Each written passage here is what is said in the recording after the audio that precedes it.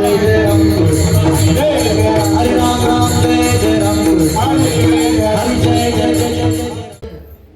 तुम्ही अगदी जिथं राहता इथून जवळच रायगड, तुमचा जिल्हा ठाणे, म्हणजे तुमच्या जिल्ह्याला लागून असणारा जिल्हा रायगड.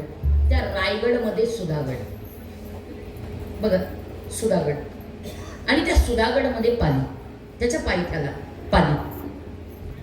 त्या पालीमध्ये अतिशय अतिशय नास्तिक असा पुरुष आहे, कल्याण नावाचा.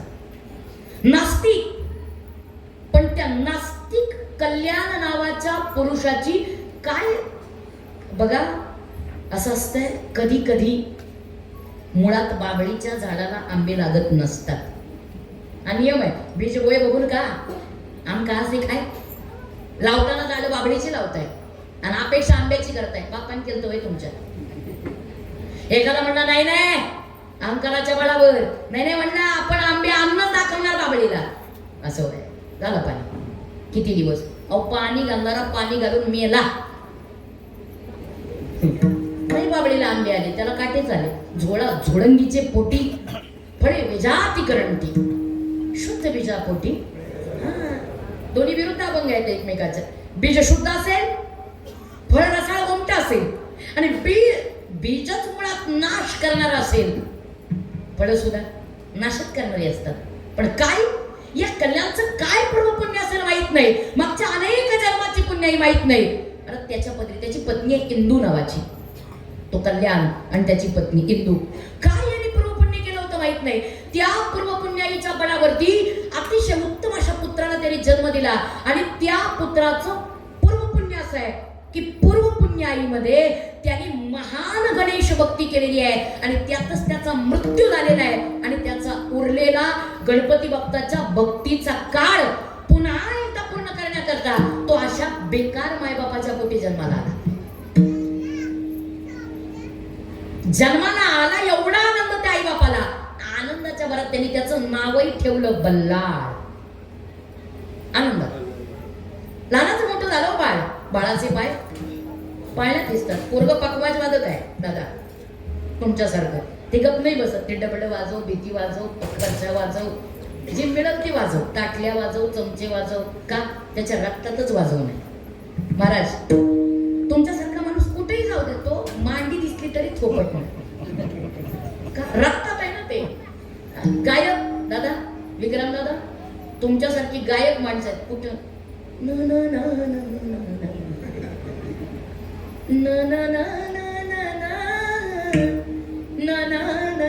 अरे चाललंय काय?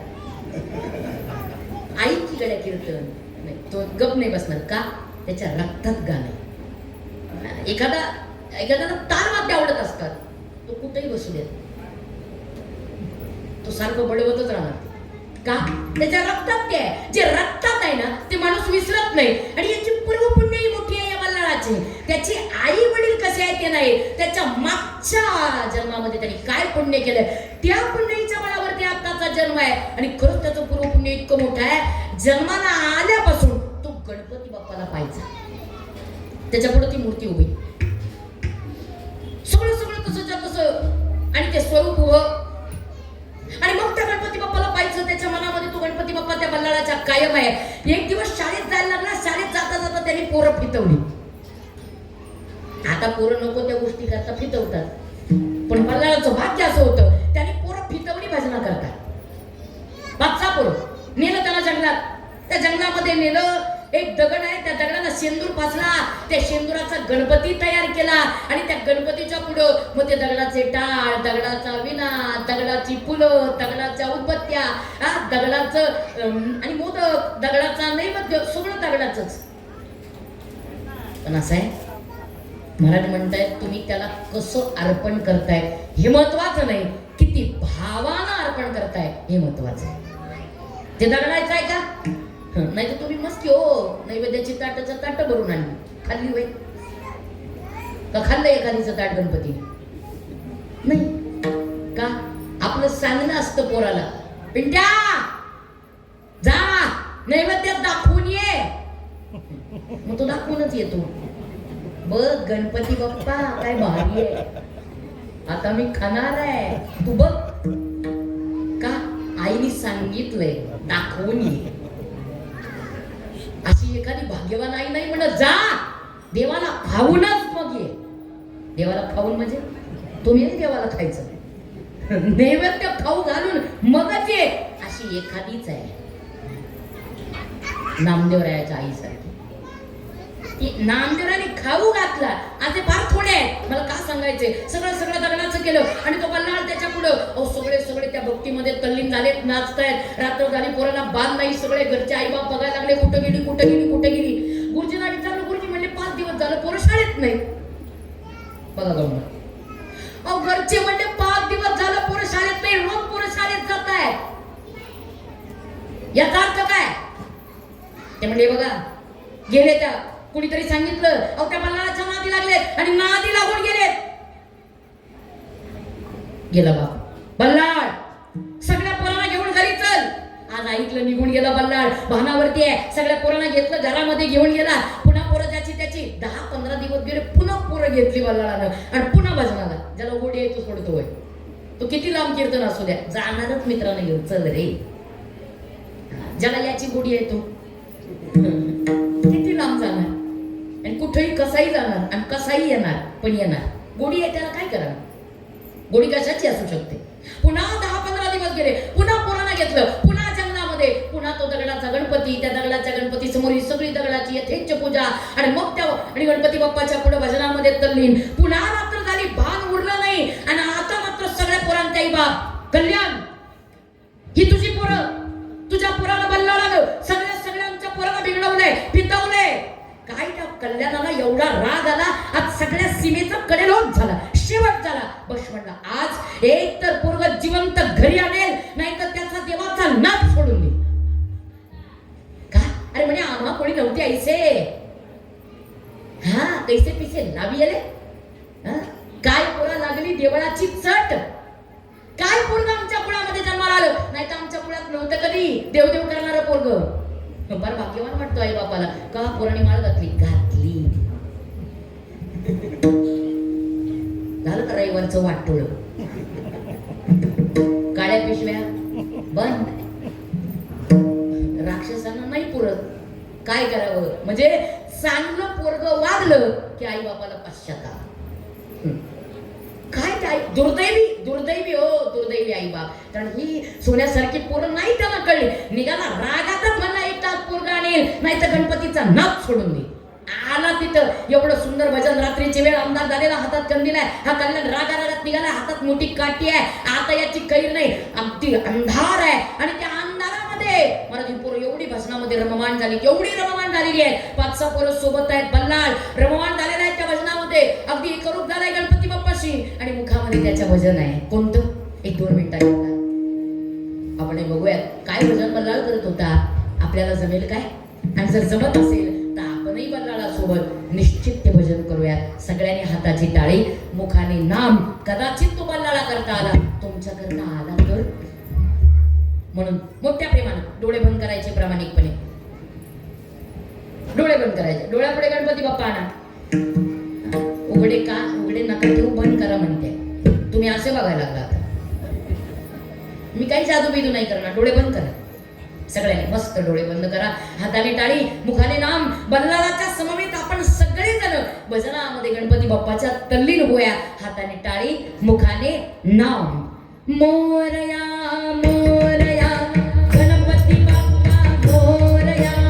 मोरया मोरया गणपती बाप्पा मोरया.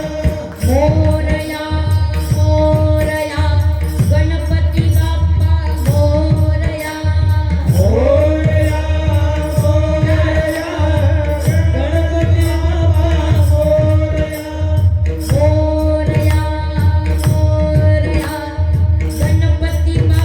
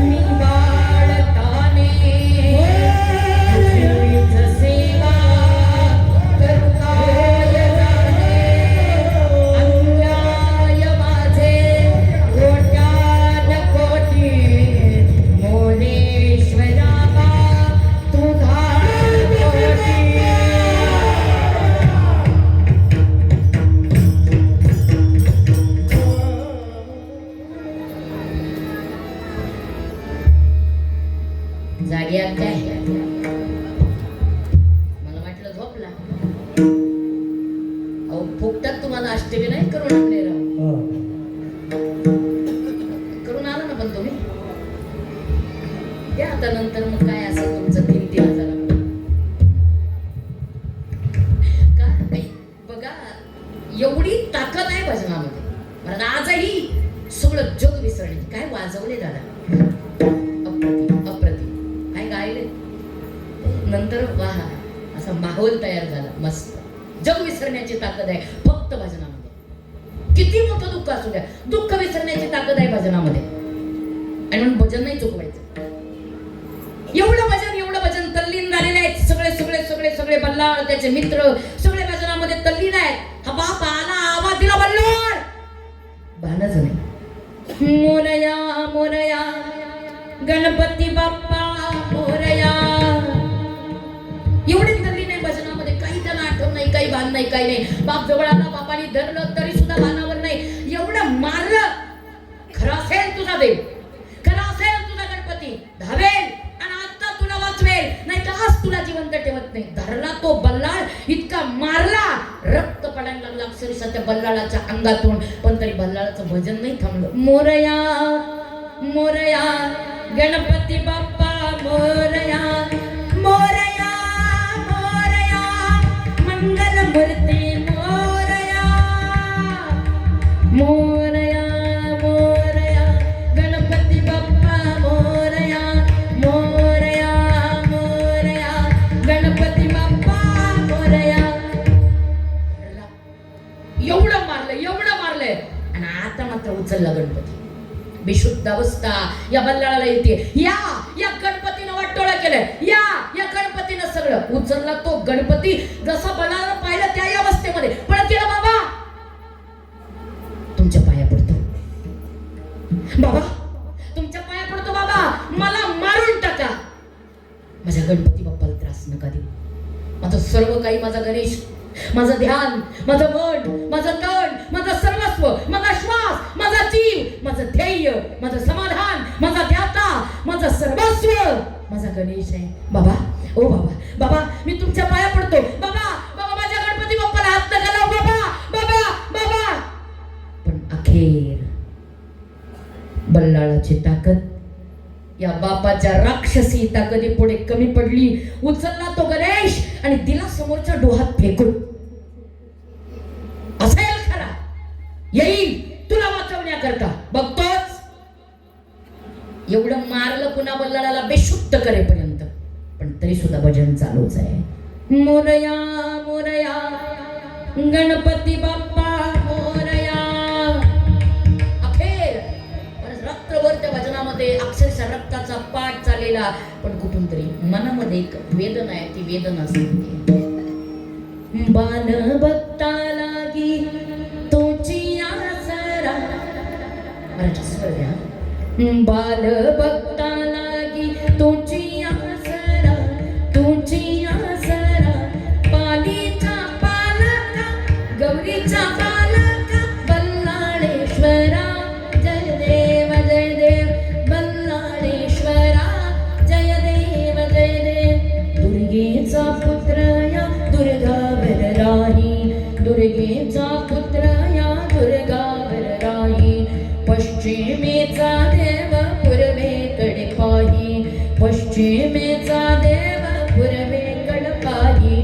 धुंडा धुंडी विनायक नामक अवतारा, नामक अवतारा. गौरीचा बालका पालीचा पालका बल्लाळेश्वरा. जय देव जय देव बल्लाळेश्वरा. जय देव जय देव. बाल भक्ता लागी तुझी आसरा, तुझी आसरा. पालीचा पालका गौरीचा पालका बल्लाळेश्वरा. जय देव जय देव बल्लाळेश्वरा. जय देव जय देव. अखंड श्वासात नाम गणपती बाप्पाचं. एवढ्या यातनेमध्ये सुद्धा मनामध्ये गणेश आहे, अंतःकरणामध्ये गणेश आहे. आणि खरंच या भक्ताची हाक बाप्पापर्यंत पोचली. मला 10 धावले गणपती बाप्पा आणि जसे आले या बल्लाळाच्या पुढे आवाज दिला, बल्लाळ.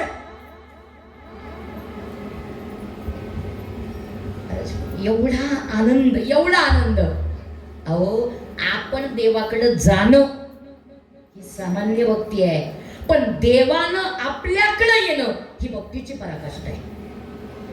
भक्तीची पराकाष्ठा. बल्लाळाच्या पुढ्यात देव गणपती बाप्पा पाहिलं, माझ्या लेकराची अवस्था. बल्लाळ धावला, पळत घेतलं, प्रेमाने हृदयाला आलिंगन दिलं, जवळ घेऊन त्याचं माखलेलं रक्ताचं अंग पुसून घेतलं त्या उपवस्त्राने आणि डोक्यावर हात फिरवला. बल्लाळ, बल्लाळ, मी आलोय बल्लाळा, तुझ्या भक्तीला पूर्णत्वाला नेण्याकरता मी आलोय.